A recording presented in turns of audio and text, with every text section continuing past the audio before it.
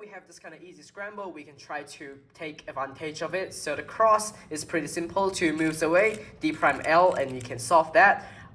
In inspection, I tracked 4 pairs, but now I'm left with this problem, which pair to start off, because we know that there is this opportunity cost.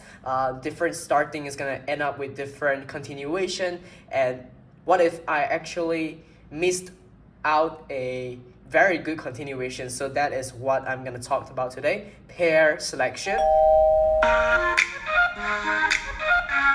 So for this case, D prime L is gonna be, let's look at this one first. So this green-orange pair is not going to be affected by D prime L. And for this orange-blue pair, D prime is not gonna affect it. L is gonna bring it down. And for this green-red pair, D prime is gonna place the corner here. It's still going to be in its slot and the edge is not gonna move at all. And for this final pair, red-blue, D prime is going to place the corner here, L is going to bring it up, and it's going to become this kind of case. So now it's up to pair selection, and this was how I chose my pair. So basically we want something to that is easy to execute to begin with. So D prime L, this one doesn't flow well with the cross because it requires a rotation, and this one, it can be ideal because it basically requires just RU gen, and then it can be solved into the back slot, which is ideal for the cat. And for these two, we're going to be solving into the front right slot, which is not so good, although you can enhance this one to become a free pair. But then that's going to leave us with left slot, which basically isn't very, very ideal.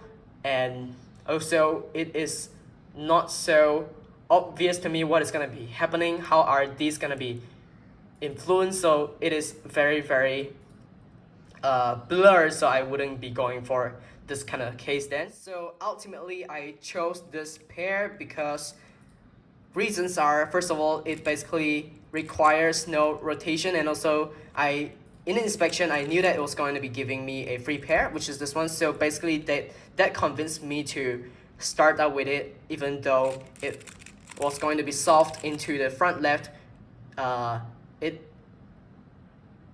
Usually this is going to be hindering my look at, but then knowing that I'm going to be getting this free pair and I'm going to be rotating it to solve it into the back, and that entirely puts the solved pairs in the back, which actually gives me a better look at. So here's how, D prime L, and then da. And I knew from inspection that I have to rotate, so I rotate, and then I cancel into this one, cancel into that one, and then OLL, PLL. Due to the fact that I'm using this this algorithm,